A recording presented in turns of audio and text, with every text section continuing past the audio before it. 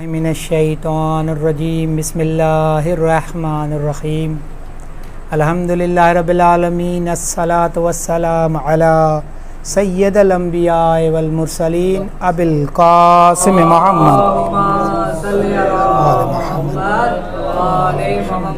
व अज्जुल फर्ज मौला मुहम्मद व खातिमिन नबीय्यिन व आलिहि तय्यबीन ताहिरीन अल मअसूमीन अल मज़लूमीन अस्साबिरीन बिस्मिल्लाहिर्रहमानिर्रहीम अस्सलाम अलल हुसैन व अला अली इब्न अल हुसैन व अला औलाद अल हुसैन व अला अस्हाबिल हुसैन। गज्जी करे सलवात पढ़ो। अल्लाहुम्मा सल्लि अला मुहम्मद व आले मुहम्मद व अज्जिल फर्ज मौला मुहम्मद। अस्सलामु अलैका या अब्दो सालिहो मुतिओ लिल्लाहि व रसूलिही। ये ज़ियारत आहे हज़रत अबुल फ़ज़लुल अब्बास अलैहिस्सलातु वस्सलाम जी।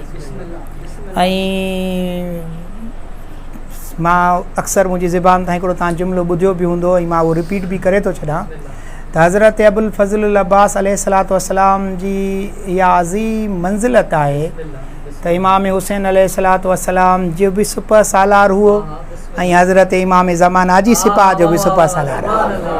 सम्झो उलमा आहिनि ते मुतफ़िक़ आहिनि त चीफ कमांडर जेको आहे हज़रत इमाम ज़माना जो उहो बि हज़रत अबुल फ़ज़लुल अब्बास अलैहिस्सलातु वस्सलाम आहे ऐं उन वफ़ा जी उन मंज़िल खे हासिल करे वरितो जो इमाम हसन अस्करी अलैहिस्सलातु वस्सलाम जा फ़रमान आहे।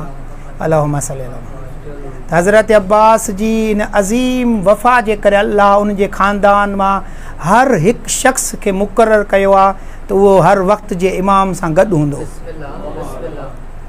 पोइ हज़रत इमाम हसन अस्करी अलैहिस्सलातु वस्सलाम वसियत पिया करनि, हमिलो थी चुको आहे, घर जो मुआसिरो थी चुको आहे ऐं पोइ साण हमीदा ख़ातून ऐं साण नरजिस ख़ातून सलाम अलैहा खे इहा वसियत पिया करनि त हिन जो जेको हेठे पासे खां हिकिड़ो दर आहे जेको नहर फ़रात में खुलंदो उन में ॿेड़ी ते हिकिड़ो शख़्स वेठो हूंदो जंहिंजो नालो हारून आहे जेको तव्हांखे पंहिंजी मंज़िल ताईं पुॼाईंदो। हज़रत नरजिस ख़ातून चुस इहो केरु शख़्स आहे ऐं कहिड़े शख़्स जी असांखे हवाले थो करी चई घबरायो न, इहो हज़रत अब्बास जे ख़ानदान मां आख़िरी शख़्स आहे जेको मूं सां गॾु आहे। त उन खां पोइ चई उन खां पोइ वरी इमाम महदी सां हज़रत अब्बास ख़ुदि गॾु हूंदो। हीअ आहे हज़रत अब्बास अलैहिस्सलातु वस्सलाम जी मंज़िलत। ऐं ॿी हिकिड़ी मशहूरु रिवायत जेका अक्सर तव्हां इहा बि मुंहिंजे ज़बानी या उलमा जे ज़बानी बि ॿुधी हूंदी।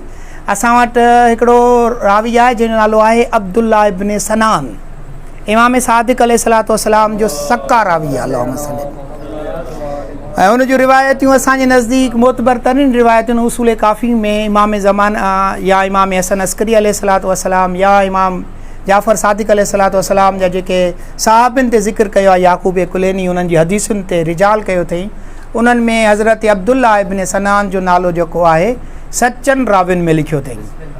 उहो रिवायत थो करे त हिकिड़े ॾींहुं मां जेको आहे इमाम सादिक़ अलैहिस्सलातु वस्सलाम खे निमाज़ पढ़ंदे मुसल्ले ते ॾिठो। अचानक मुंहिंजे मौला हीअं करे मुसल जो खयों त मूंखे दरी नज़र आई खुलियल ऐं दरी जे अंदरि जो मूं झाकियो त हिकिड़ो वॾो लश्कर आहे जेको तलवार हथ में अथसि ऐं पंहिंजे ज़रह पातल अथसि। हिकु दफ़ो ई चिटाए करे ॾिसे थो ईअं थो महसूसु थिए अचानक इहो लश्कर निकिरण वारो आहे। चए थो इन तजुब में मां इमाम अलैहिस्सलातु वस्सलाम खां पुछा कयो मौला हीअ छा आहे, ही कहिड़ा सिपाही आहिनि जिन जे हथ में तलवार आहे ईअं बीठा आहिनि थिया। इमाम अलैहिस्सलातु वस्सलाम चयुसि अब्दुल्ला इब्न सनान ही मुंहिंजे क़ाइम जे या सिपाही आहिनि। मौला पोइ इहे ईअं बीठा आहिनि थिया। चई इहे तख़लीक़ आदम खां बि अॻु में जा पैदा थियल आहिनि, माना इहे अलाह जा फ़रिश्ता आहिनि ऐं उन ॾींहं खां वठी जीअं तख़लीक़ थिया आहिनि ईअं ई मौला जे इंतज़ार में आहिनि।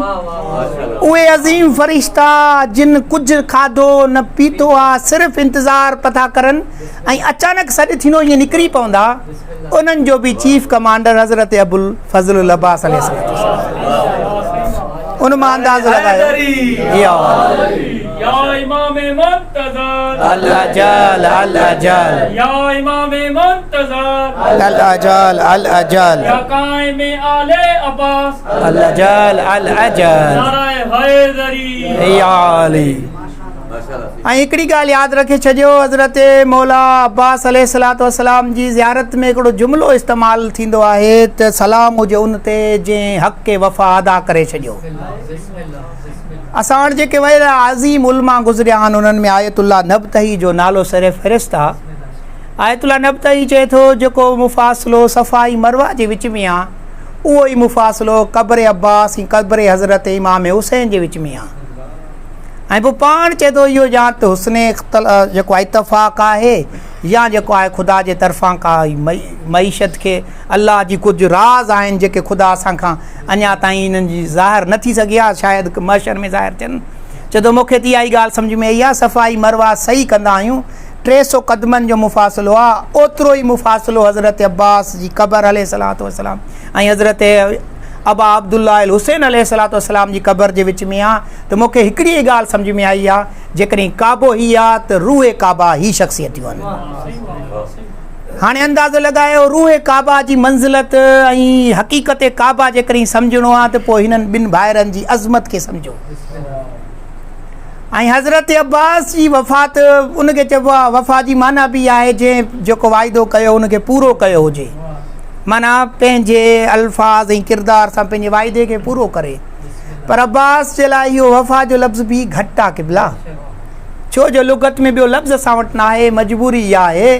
न तुलमा चंद हज़रत अब्बास जी वफ़ा जी तॾहिं इंतिहा थी वई जॾहिं हालत क़ब्र में बि कंहिं उलमा इहा ऐलान कयो त हाणे मां पंहिंजा ज़िंदगी जा आख़िरी टाइम ईअं गुज़ारींदुसि त हिकिड़ी निमाज़ हज़रत अब्बास जी ज़री में, हिकिड़ी निमाज़ हज़रत इमाम हुसैन जी ज़री में अदा कंदुसि जमायत सां, आज़ान बि ॾींदुसि।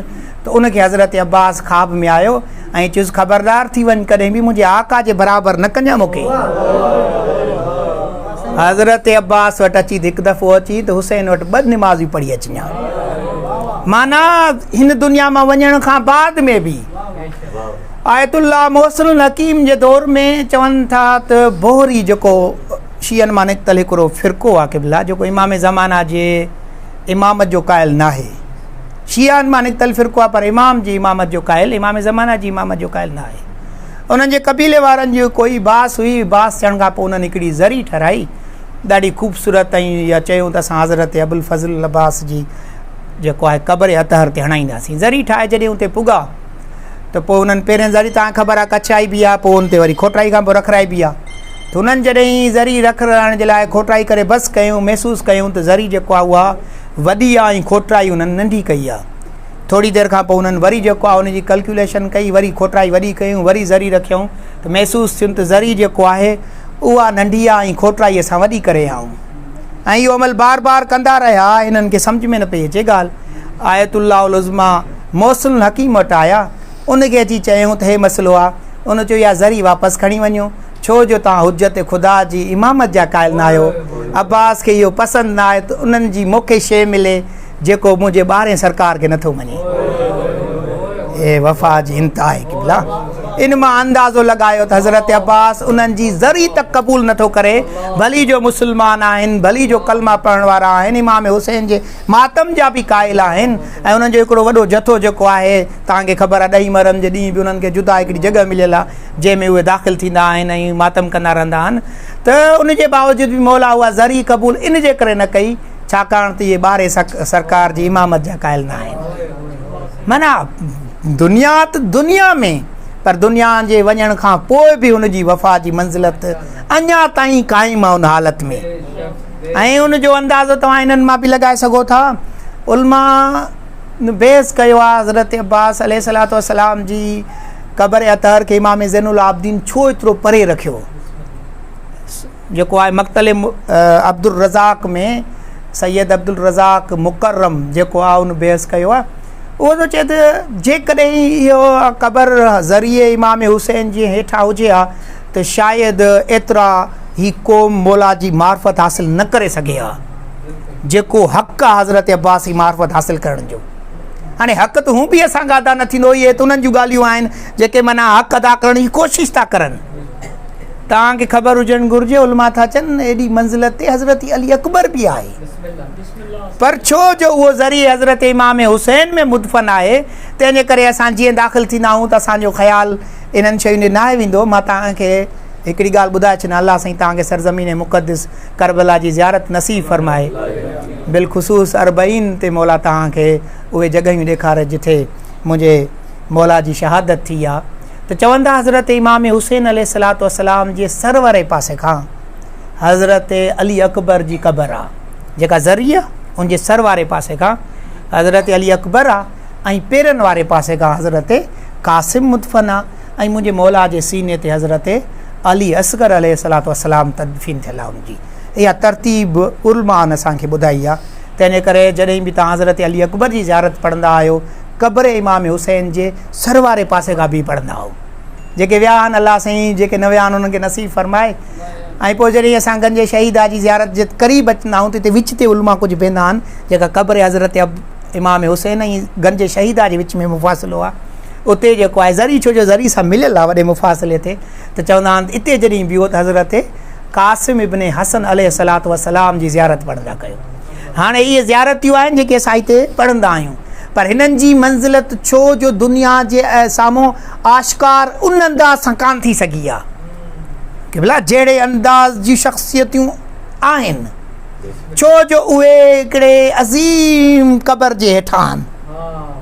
ऐं थी पियो सघे त हज़रत अब्बास अलैहिस्सलातु वस्सलाम बि ईअं हुजे हा, त पोइ उन तरीक़े सां असां मुतवजह न थी सघूं हा।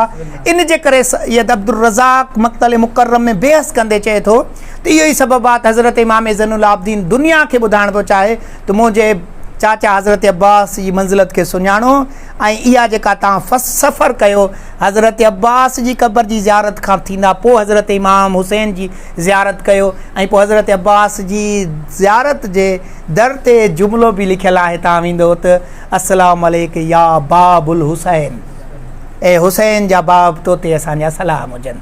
याने हुसैन अलैहिस्सलातु वस्सलाम ताईं पुॼणो आहे त तव्हांखे हज़रत अब्बास जे ज़रिए वञिणो पवंदो, सम्झो था। माना मारिफत हुसैन चाहियो था त पोइ हज़रत अब्बास अलैहिस्सलातु वस्सलाम जे तरफ़ ई तव्हांखे वञिणो पवंदो। ऐं इहो ई सबबु आहे जेको आख़िरी इंतिहा आहे हिननि थंबनि जी जिन ते ॻणंदा असां पुॼंदा आहियूं, सफ़र कंदा वेंदा आहियूं। अलाह साईं तव्हांखे नसीब कंदो कि भला थंबा लॻल आहिनि ऐं 50-50 मीटर ते हिकिड़ो थंबो आहे। जेको आख़िरी थंबो जेको आहे उहो हज़रत अब्बास अलैहिस्सलातु वस्सलाम जे बाब क़िबलतैन ते ख़तमु थो थिए। मतिलबु त हिननि जेका तरतीब कई उलमान बि, उन्हनि बि इहो ई ॿुधायो त जेकॾहिं तव्हांखे वञिणो आहे त पहिरें हज़रत अब्बास जी क़बर या तहर ते वञो ज़ियारत कयो, पोइ हज़रत इमाम हुसैन अलैहिस्सलातु वस्सलाम जी क़बर या तहर जी ज़ियारत कयो। हीअ आहे तरतीब जेका उलमान असांखे ॾिनी आहे। अल्लाहुम्मा सल्ली अला मुहम्मद व आले मुहम्मद व अज्जुल फर्जमा। इसके अब्बास में जो भी एक बार सफर करता है, वाह भाई वाह, इसके अब्बास में जो भी एक बार सफर करता है, फिर वो लहू बन के नस्लों में सफर करता है। वाह भाई वाह, वाह भाई वाह। फिर वो लहू बन के नस्लों में सफर करता है। मैं तो परचम को सुनाता हूँ मुसीबत अपनी, वाह। मैं तो ताजा रहता, मैं तो परचम को सुनाता हूँ मुसीबत अपनी, न जाने फिर कौन अब्बास को खबर। वाह भाई वाह, सुभान अल्लाह, सुभान अल्लाह। गजी करे सलवात पढ़ो। अल्लाहुम्मा सल्ली अला मुहम्मद व आले मुहम्मद व अज्जुल फर्ज आले मुहम्मद। हज़रत अब्बास अलैहिस्सलातु वस्सलाम सही माना में अतात इमाम असांखे सम्झाई आहे। केतिरा बि जज़्बाती हुजूं, केतिरा बि बहादुर हुजूं, पर जेसी ताईं इमाम जा अतात गुज़ार न आहियूं, ओसी ताईं असांजूं गैरतियूं, असांजूं बहादुरियूं कंहिं कम जूं न आहिनि। यादि रखे छॾिजो, अतात इमाम ई सभु कुझु शइ जो नालो आहे। ऐं यादि रखे छॾिजो, हक़ीक़ी गैरत दीन इस्लाम जो नालो आहे। सम्झो था, माना असां पंहिंजे तरफ़ां जेके शयूं सोचूं था ईअं न आहे। ऐं हमेशह हिकिड़ी ॻाल्हि यादि रखे छॾिजो, जेकॾहिं तव्हांखे सही माना में हज़रत इमाम ज़माना ताईं पुॼणो आहे त पोइ हज़रत अब्बास खे सम्झणो पवंदो। सम्झो था क़िबला, माना हुन सां मुहबत जे लाइ तव्हांखे इहो वॾो सहारो आहे। ऐं यकीनन मां महसूसु कंदो आहियां, माना ऐं इहो बि त अजीब ॻाल्हि आहे क़िबला, असांजा ॿार मासूम जेके ॿार इमाम जेके आहिनि उन्हनि जी यकीनन वॾी मंज़िलत आहे, पर अज़ादार जो हिकिड़ो अजीब इश्क़ आहे हज़रत अबुल फज़ल अब्बास आहे। माना तकलीफ़ थींदी आहे त जल्दी हज़रत अब्बास खे यादि कंदो आहे। इहा आज़ादार जे अंदरि हिकिड़ी मुहबत पैदा थियल आहे। ऐं इहो बि सबबु आहे पंहिंजे वक़्त जे इमाम जे करे इहा पैदा थियल अथव। छो जो हज़रत अबुल फज़ल अब्बास ख़ुदि इमाम ज़माना जो ख़ुदि मददगार आहे। हाणे ईअं त हक़ीक़ी मददगार त इमाम ज़माना जो अलाह जी ज़ात आहे, पर अलाह जे तरफ़ां मुक़ररु थियल हिकिड़ी शख़्सियत ख़ुदि इमाम ज़माना जे लाइ हज़रत अब्बास अलैहिस्सलातु वस्सलाम आहे। तंहिंजे करे तव्हां महसूसु कयो आहे त हिन क़ौम में हिकिड़ी जेका मोहबत पैदा थियल आहे हज़रत अब्बास अलैहिस्सलातु वस्सलाम जे लाइ, शायदि ई कंहिं ॿिए जे लाइ हुजे। इहो हिकिड़ो तसवुरु आहे जेको छिके थो इंसान खे, हिन आज़ादारी जे ज़रिए बि, हिन गम जे ज़रिए बि। ॿियो हिकिड़ो बि सबबु लिखनि था, ॿियो हर मासूम बि मोहबत कई हज़रत अब्बास सां, माना उन मोहबत जो बि असरु आहे। हर मासूम हिकिड़ी गहरी माना रग़बत ॾेखारी आहे हज़रत अब्बास अलैहिस्सलातु वस्सलाम जे तरफ़। ऐं तव्हांखे ख़बर हुजणु घुरिजे इमाम ज़ैनुल आबिदीन जे बारे में मशहूरु आहे त हज़रत इमाम ज़ैनुल आबिदीन अलैहिस्सलातु वस्सलाम जेको आहे 35 साल करबला खां पोइ ज़िंदा रहियो आहे। क़िबला हज़रत अब्बास जो नालो जॾहिं बि ॿुधंदो हो त ताज़ी में उथी बीह रहंदो हो, माना दुनिया खे ॿुधाईंदो हो मुंहिंजे चाचा जी मंज़िल ते ॾिसो, आम शख़्सियत न आहे। उनजी औलाद मां को शख़्स अची वेंदो उथी बीह रहंदो, माना उहे औलाद मौला जे क़दमनि ते अची किरंदा। मौला तव्हां असांजे वक़्त जे इमाम तव्हां छो था हो थो चए, तव्हांजे बाबा अली बाबा हज़रत अब्बास अलैहिस्सलाम जी अज़मत ऐं उनजी बुलंदी मूंखे वेहण नथी ॾिए। माना इन शइ खे ख़ुदि हज़रत इमाम ज़ैनुल आबिदीन महसूसु। ऐं मां हिकिड़ो ॿियो सबबु पेश कंदो आहियां आज़ादार जी मोहबत जो, उहो आहे साइण जी दुआ। छो जो उलमा चवनि था त हीअ आज़ादार बि साइण जी दुआ सां पैदा थिया आहिनि ऐं ख़ुदि हज़रत अबुल फज़ल अब्बास बि साइण जी दुआ सां पैदा थिया। शायदि इन ई सबब जे करे हर हिकु अज़ादार जी हज़रत अब्बास सां हिकिड़ी गहरी मोहबत हूंदी आहे, हर तकलीफ़ में हज़रत अब्बास खे यादि कंदो आहे। यकीन ॼाणो अजीब उलमान हज़रत अब्बास अलैहिस्सलातु वस्सलाम जे वाक़ियात ते बहस कयो। ज़ियारत में हिकिड़ो जुमिलो आहे त मौला लानत हुजे उन्हनि शख़्सियतुनि ते जंहिं तव्हांजे हक़ खे न सुञातो। माना हज़रत अब्बास जी हक़ खे न सुञाणणु जेको आहे वॾो गुनाह अथव, हक़ अब्बास खे बि सम्झो। उलमा चवंदा इन मां मुराद छा आहे। हाणे ही ॻाल्हि अहिड़ी आहे जेका माना हिकिड़ो हूंदो आहे, मां केमिस्ट्री जो टीचर आहियां ऐं यूनिवर्सिटियुनि ताईं पढ़ियो आहियां, मां ॿुधियल ॻाल्हियुनि ते यकीन घटि कंदो आहियां। मां ख़ुदि ज़ियारत ते वयुसि, मुंहिंजी जेका होटल आहे उनजे बिल्कुलु मुक़बरे साम्हूं जेको अचे पियो उहो हज़रत अब्बास अलैहिस्सलातु वस्सलाम जो। ऐं मां इहा ॻाल्हियूं ॿुधंदो हुउसि त बाबा हज़रत अब्बास अलैहिस्सलातु वस्सलाम जी क़ब्र अतहर जे रोज़े जे मथां ई परिंदा परवाज़ न आहिनि कंदा। ऐं जॾहिं त मां हज़रत इमाम हुसैन अलैहिस्सलाम, हज़रत इमाम रज़ा अलैहिस्सलाम ख़ुदि मदीने जे अंदरि बि खोड़ तरह तां कबूतरनि खे ॾिठो हूंदो, रोज़े जे मथां वेठा हूंदा आहिनि। ऐं हज़रत अली अलैहिस्सलातु वस्सलाम वटि त ताज़ो मां नजफ़ मां पंधु करे पुॻो हुउसि त ॾिसी आयो हुउसि। ऐं मूंखे इहा शइ सम्झ में न पई, मां इहो कोन थो थी सघे, पर रब काबा जो कसम मां पंहिंजी अखियुनि सां ॾिठुमि केतिरनि तादाद में परिंदा उॾामनि पिया, उॾामी हज़रत अब्बास जे गुंबज़ जे मथां न पिया परवाज़ कनि। मां ताजुब में पइजी वियुसि, मूंखे ख़बर न आहे जो सबबु छा आहे, उलमा छाजे लाइ था चवनि, पर कोई अजीब हक़ आहे जंहिंजो ख़्यालु रखिणो आहे हज़रत अब्बास जो। माना तव्हां असां नथा सम्झी सघूं। साईं कमाल हैदर रिज़वी आलिम दीन आहे क़िबला असां वटि, उन बज़ात ख़ुदि मूंखे इहो वाक़ियो ॿुधायो त मां उते वयुसि ज़ियारत ते 1995 में। मां उते दरबारी जेके वेठा मुजावरी कंदा आहिनि हज़रत अब्बास जी क़ब्र जी, उनखां पुछा कयुमि, मां चयोमांसि त हज़रत अब्बास जी नंढे मां नंढो हक़ कहिड़ो आहे, माना हिन क़ब्र जो जंहिंजे लाइ इमाम थो चए जंहिंजे हक़ खे न सुञातो उन्हनि ते लानत हुजे, नंढे मां नंढो हक़। चई इहो हक़ इहो अथसि त हज़रत अब्बास जी क़ब्र जे मथां बि कॾहिं कूड़ न ॻाल्हाए। चई मां ताजुब में पइजियुसि, इहो वरी कीअं?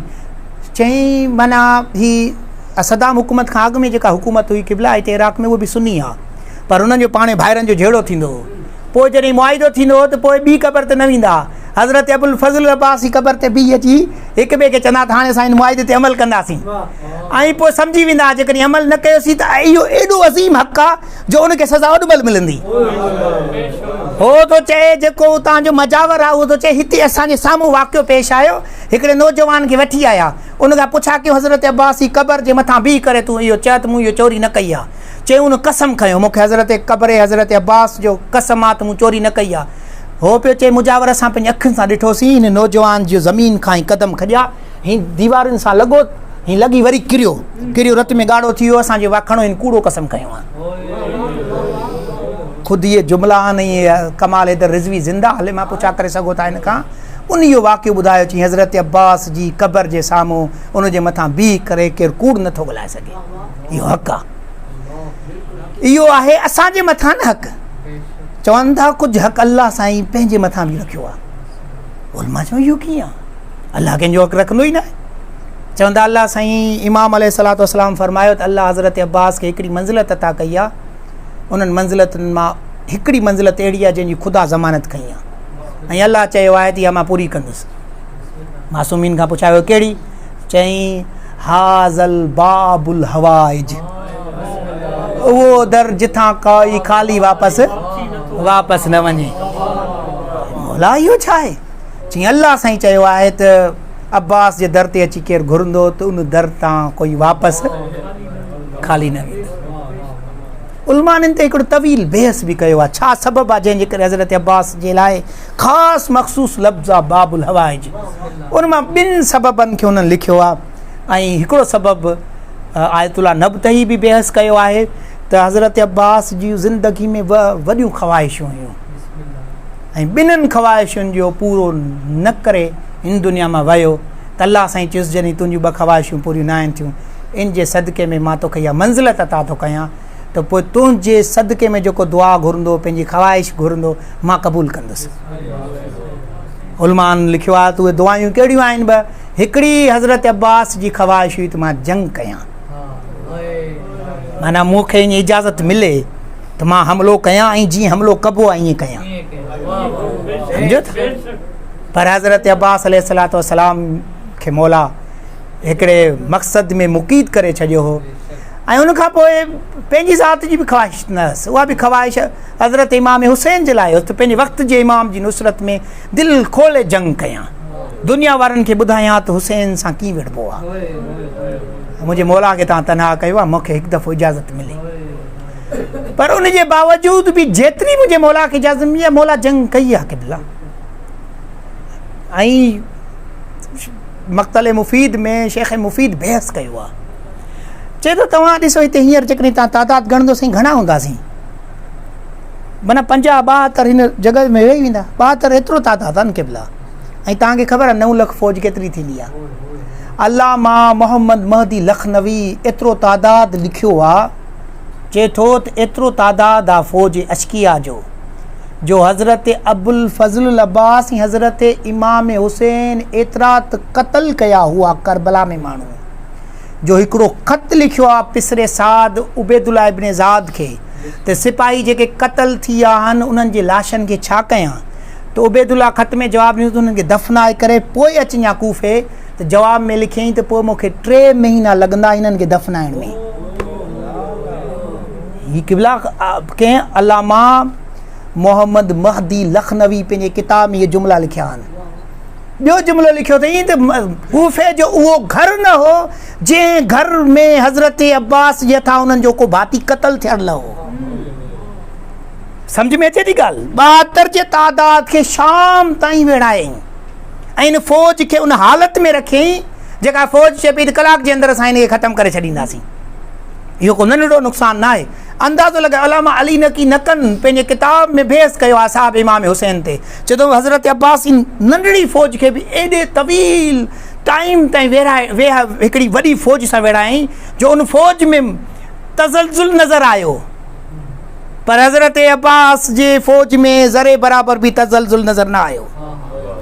घणाई हुई तो परेशान थी विया। हाणे हिकिड़ो ॿ वाक़िया खनि तव्हांजे साम्हूं पेश कयां थो। केॾीमहिल वक़्तु आयो त मौला जी चवनि था हर सहाबी जेको बि किरे पियो ज़मीन ते मौला खे पुकारे पियो। हज़रत अब्बास उन सहाबी ॾे ताईं पुॼे पियो, उनखे फ़ौज मां कढे पियो ऐं पोइ उनजे लाश खे कुल्हे ते खणे पियो, हज़रत इमाम हुसैन ताईं खणी अची पुॼाए पियो। हलंदड़ फ़ौज आहे, तलवारियूं हलनि पथियूं, चोतरफ़ हुन सहाबी खे फिरियल आहे फ़ौज, ऐं फ़ौज सां जेको हुते विच में ईंदो उहो क़तल कयो वेंदो। हाणे हज़रत अब्बास जी बहादुरी जो अंदाज़ो लॻायो त हज़रत इमाम हुसैन अलैहिस्सलातु वस्सलाम चए थो भाउनि जी मदद जे लाइ पुॼे, उनजी मदद जे लाइ पुॼे थो, उनखे फ़ौजुनि खां छॾाए थो ऐं इन हालत में वरी खणी अची इमाम हुसैन जे क़दमनि ताईं पुॼाए थो।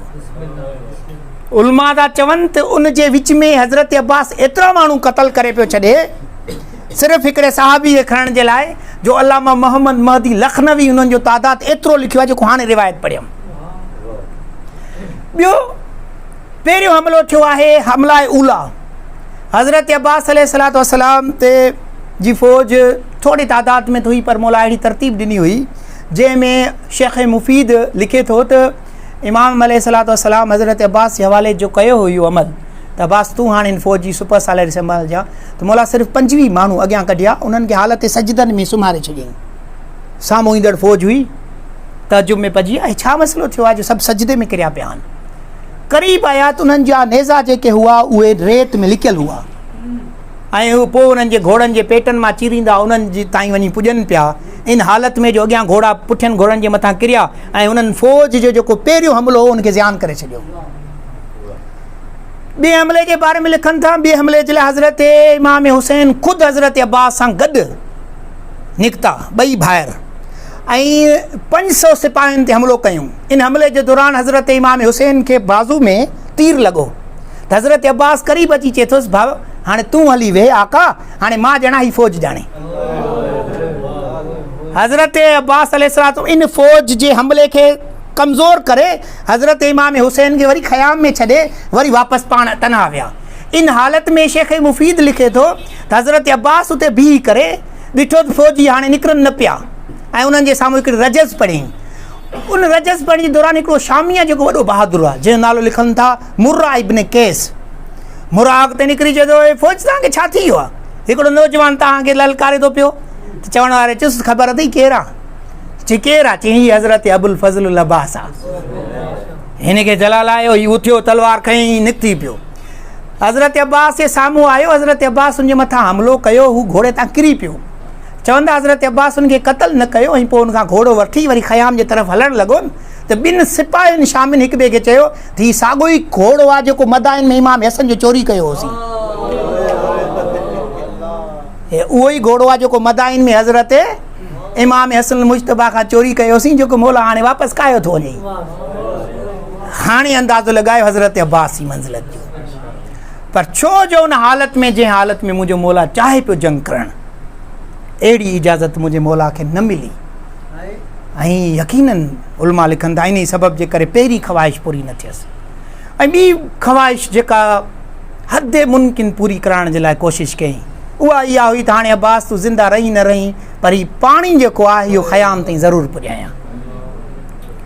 इहा अहिड़ी ख़्वाहिश हज़रत अब्बास अलैहिस्सलातु वस्सलाम जी जेका सवाइ हज़रत अब्बास जे ख़ुदि जे ॿियो को माण्हू इन खे सम्झी नथो सघे। माना असांजा ज़हन कासिर आहिनि।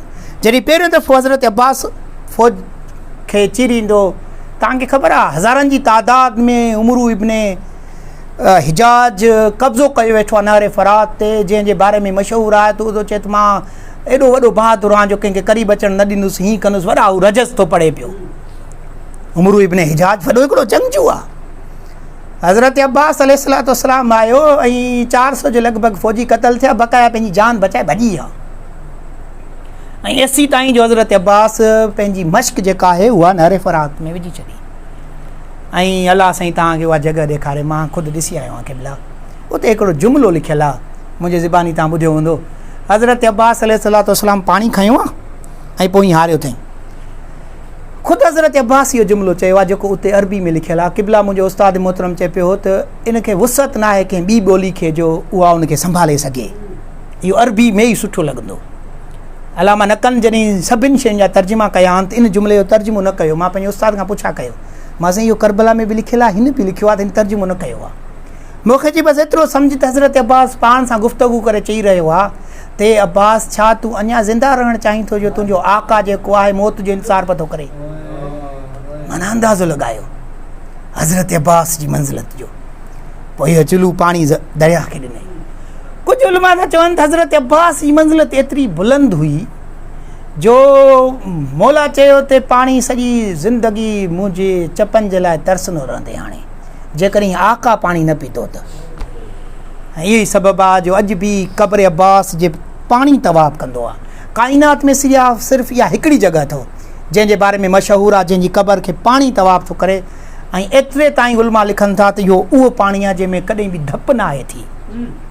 माना इहो कोई मौजिज़े वारो पाणी आहे, जीअं पाणी ज़मज़म जो आहे ईअं इहो ई पाणी मौजिज़े जो पाणी आहे जेको हज़रत अब्बास जी क़बर जो तवाफ़ कंदो आहे।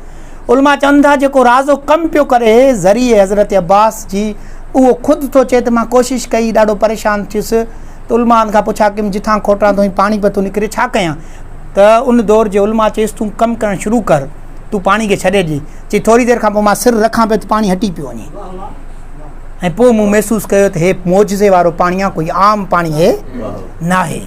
त इहो अंदाज़ो लॻाए एॾी अज़मत वारी हज़रत अब्बास जी मंज़िलत। बसि गॾु थींदा बि आहियूं ऐं मुंहिंजी दिलि बि चवंदी आहे त हीअ अयामन एॾा अज़ीम शख़्सियतूं हिन धरती तां असां खां जुदा थियूं हेठे टाइम।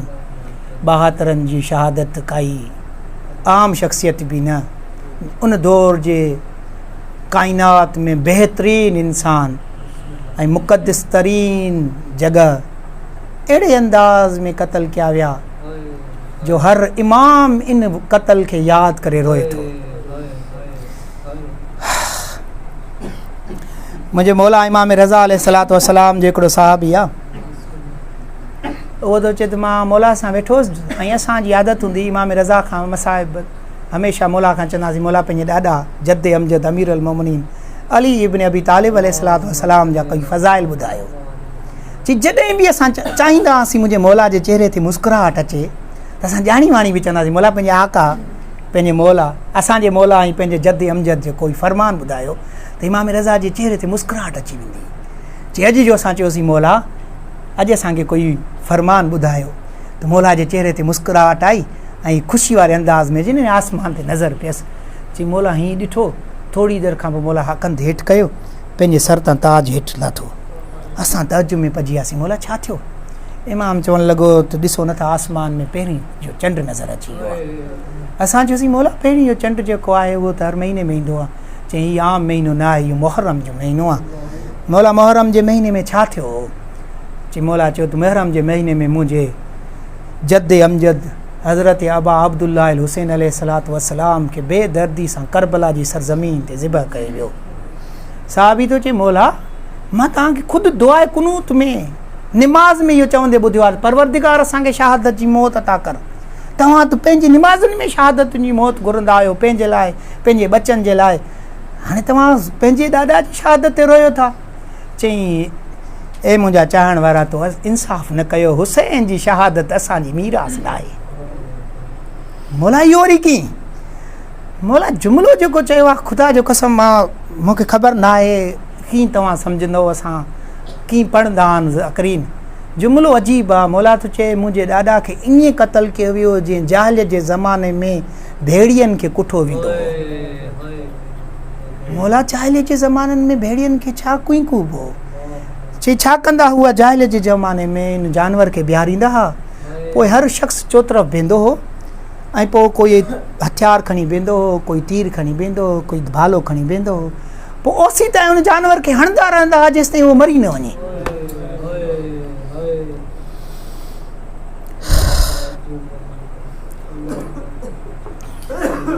इमाम ॿियो जुमिलो अजीब फरमाए मौला चयो पोइ बि जानवर खे अॻियां ज़िबह कयो वेंदो हो, मुंहिंजे आका ई मौला हुसैन खे त पुठियां ज़िबह कयो वियो। मौला थो चए असांखां हर शइ विसरी वेंदी पर असांखां पंहिंजी ॾाॾी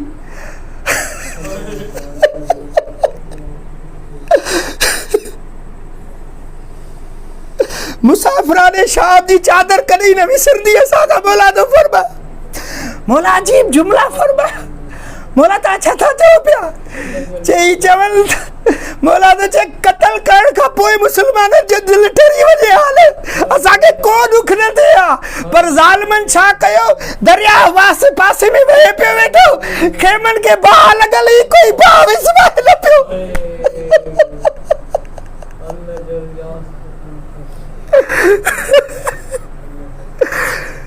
यार जेकॾहिं घर खे बाहि लॻी वञे ऐं पाणी करीब हुजे त हर मुस्लमान उथंदो, इहो थोरी ॾिसंदो कोई हिंदू जो घर आहे या यहूदी जो घर थो सड़े पियो। चवंदो यार मासूम ॿार हूंदा, न्याणियूं हूंदियूं, इन खेमनि खे बाहि खां विसमाइजे। ख़ुदा जहिड़े हुन दौर जा कहिड़ा मुस्लमान हुआ? आल बेहतर जे खेमन के बायू लगल हुई अञा जे पासे का कुछ खेमो बचल हो तो जालिम होना भी बाप में नहीं चलन।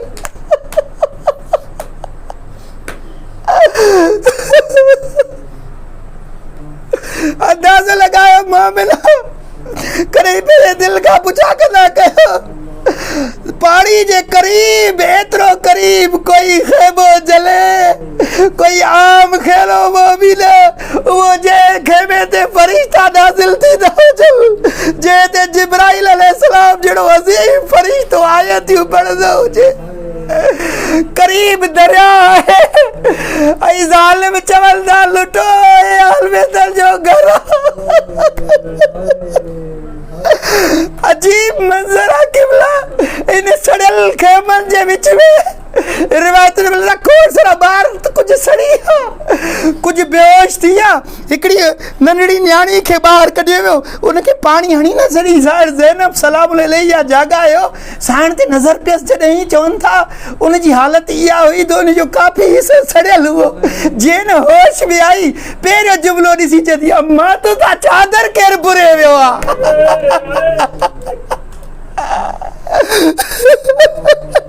ॿियो जुमिलो चई अब्बास काॾे हले वियो ॿुधंदो किबला जुमिलो चवंदा इमाम ज़ैनुल आबिदीन अलैहिस्सलातु वस्सलाम जे मथां पंहिंजी फुफी अम्मा आई आलिया बीबी उतारे चए थी ए मुंहिंजा बचड़ा उथ मां तोखे सहारो ॾेई ॿाहिरि खणी हलां जॾहिं इमाम ज़ैनुल आबिदीन जी नज़र पई न बीबी ते ॾिसी करे अखियुनि ते हथ रखे चयो तो फुफी अम्मा तुंहिंजी चादर जुमिलो ॾिसी चवंदो अम्मा अब्बास काॾे हलियो वियो अब्बास वॾो सहारो अलवेदर जो किबला वॾो सहारो मुझे मौला अलैहिस्सलातु वस्सलाम जे एतिरो अज़ीम सहारो हज़रत अब्बास वो पढ़ियो हिकिड़ी मौला जी कदीजा जंहिंजो नालो उम्मे हबीबा है जॾहिं न ख़बर पियसि साइण आई आहे दरबार कूफा में करीब अची हिकिड़ो जुमिलो चई साइण जे चई साइण मूंखे माफ़ कजा छा हज़रत अब्बास तव्हां सां गद्दारी करे वियो छा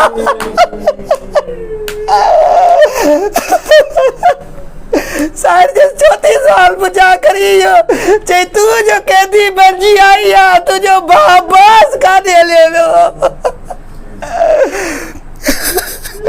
बशीर इब्ने जज़लम चए थो जॾहिं मौला मूंखे ज़िमेदारी रखी मूंखे चई तूं मदीने में वञी ऐलान कर त अलवेदर जो काफ़िलो अची वियो आहे हुसैन शहीद थी वियो बशीर इब्ने जज़लम चए थो मां मदीने में दाख़िल थियुसि अहिड़ो मंज़र हुओ जो हर बाज़ार मां चवंदो पियो वञा हर घिटी मां हिकिड़ी पोड़ी औरत निकिती मुंहिंजे घोड़े जे लगाम में हथ विझी चई बशीर कहिड़ियूं ॻाल्हियूं थो करी पियो कहिड़े हुसैन जे नाले ते चई बशीर इब्ने जज़लम तो चए मुझे मां आकाज़ादी हुसैन इब्ने अली करबला में शहीद थी वियो औरत चयो बशीर के बशीर पोइ अब्बास काॾे हलियो वियो बशीर भाई वधी चयसि बीबी अब्बास हुसैन पहिरियां बाज़ू कटराए शहीद थी बशीर की शहीद थियो बशीर जुमिलो ॿुधिजो किबला अजीब जुमिलो आहे जेको बशीर ख़ुदि ॿुधाईंदे बेहोश थी वियो आहे साहिब किताब आयतुल्लाह कज़वेनी लिखे थो बशीर बीठो न बशीर महसूस कयो त अब्बास जी अम्मा आहे शायदि हाणे डिॼे पियो हाणे कीअं मसाए ॿुधाए चई ॿुधासीं मुंहिंजे बचड़े खे क़तल की कयो हुनजो त वॾो कंदो चई मूं चयोमांसि बीबी उनखे गुर्ज़ मथे में लॻो किबला गुर्ज़ छा हूंदो आहे हिकिड़ो वॾो पत्थर हूंदो आहे नोकदार जंहिंमें ज़ंजीर ॿधियल हूंदो आहे उहो ई फेराए करे ई हणिबो आहे कंहिंखे त हज़रत उम्मे बनी ॾिसी चए थी बशीर कहिड़ियूं ॻाल्हियूं थो करी पियो मुंहिंजे बचड़े जो कद ॾिठो ई केॾो छा उनखे केरु गुर्ज़ हणी सघे थो बशीर चयो आकाज़ादी उहो बीठो ई न हो गोॾनि भर ज़मीन ते आयो पोइ गुर्ज़ लॻोसि बशीर मुंहिंजो बचड़ो गोॾनि भर ज़मीन ते छो आयो ची छाकाणि त उनखे अख में तीर लॻल हो, तीर कढण जे लाइ ज़मीन ते आयो। बशीर तीर त हथनि सां कढबो आहे, गोॾनि सां छो पियो कढे मुंहिंजो बचिड़ो अब्बास। बशीर हेठि किरी पियो, चवंदो आका दादी माफ़ कजो, अब्बास जा बाज़ू बेरे कलम थी विया।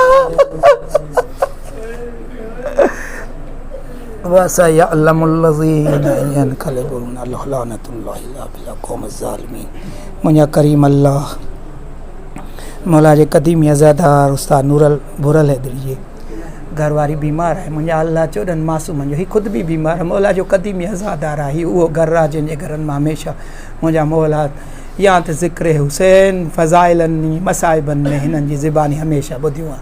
मुंहिंजा अल्लाह हिन ज़िक्र जो वास्तो त हिननि जे घर मां बीमारियुनि खे दूरि फरमा। मुंहिंजा करीम अल्लाह असां गुनाहगार आहियूं, असां वटि कोई ज़रियो न आहे सवाइ इन जे त असां हीउ ज़िक्र करे असां पंहिंजा गुनाह माफ़ करूं। मुंहिंजा अल्लाह हिन ज़िक्र जे सदके में असांजा गुनाह माफ़ फरमा, अहिड़ो बणा जो वक़्त जे इमाम खे मुंहुं ॾेखारे सघूं। मुंहिंजा अल्लाह असांखे पंहिंजे वक़्त जे इमाम जे अंसारनि में शामिल फरमा। मुंहिंजा करीम अल्लाह असांजे गुनाहनि खे माफ़ फरमा। अल्लाहुम्मा सल्ली अला मुहम्मद व आलि मुहम्मद वअज्जिल फर्ज मौलमन मातम हुसैन।